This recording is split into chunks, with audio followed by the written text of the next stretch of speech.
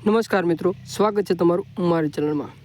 આજે આપણે આ વિડીયોની અંદર વાત કરવાની છે ગુજરાત પોલીસ ભરતી 2025, જેની અંદર કુલ કેટલા લોકોએ ઓપ્ટ આઉટ કર્યું, એટલે કે કાલે 8 તારીખ હતી, જે ઓપ્ટ આઉટ કરવા માટેનો છેલ્લો દિવસ હતો, જેની અંદર કુલ કેટલા ઉમેદવારોએ ઓપ્ટ આઉટ કર્યું તેના વિશેની વાત આપણે આ વિડીયોની અંદર કરવાના છે। જો તમે ચેનલમાં નવા હોય તો વિડીયોને લાઇક, શેર અને સબસ્ક્રાઈબ કરી લેજો। અને ફાઇનલ મેરિટ લિસ્ટ હવે ક્યારે આવશે તેના વિશેની વાત આપણે આ વિડીયોની અંદર કરવાની છે, તો આપણે વિડીયોમાં આગળ જોઈએ। વિડીયોને શરૂઆત કરતાં પહેલાં જે લોકોએ ઓપ્ટ આઉટ કર્યું છે તેમને ખૂબ ખૂબ અભિનંદન।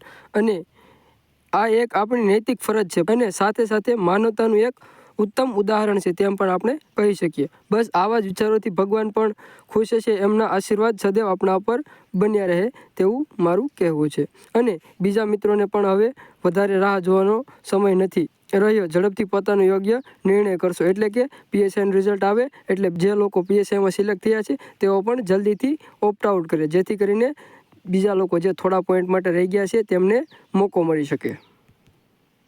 આપણે વાત કરી કે આ વખતે પોલીસ કોન્સ્ટેબલની ભરતીમાં 1000 વિદ્યાર્થીઓએ ઓપ્ટ આઉટ કર્યો, એટલે કે 1000 લોકોએ ઓપ્ટ આઉટ કર્યું, એથી 1000 ઉમેદવારોને લાભ મળશે। અને 700 ઉમેદવારોએ તો ડીવી વખતે જ ઓપ્ટ આઉટ કરી નાખ્યું હતું, અને 300 ઉમેદવારો એવા હતા જેઓ ડીવી કરાવ્યા બાદ જ્યારે મેરિટ લિસ્ટ આવ્યું ત્યારે તેમને ઓપ્ટ આઉટ કર્યું, એટલે કે જે હમણાં 8 તારીખ પહેલાં તેમણે ઓપ્ટ આઉટ કર્યું છે તેવા 300 ઉમેદવારો છે, એટલે કે ઓપ્ટ આઉટ કરી બીજાની જિંદગીમાં અજવાળું કર્યું છે। જેમ આવા હજારો ઉમેદવારોને તેમણે મોકો આપ્યો છે, એટલે કે તેમના સપના પૂરા કર્યા છે।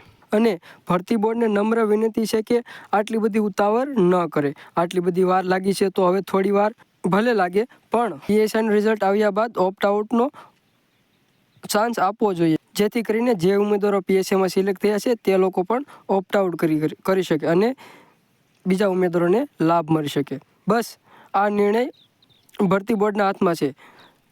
ભરતી બોર્ડ ચોક્કસ નિર્ણય લેશે તેવી આશા છે।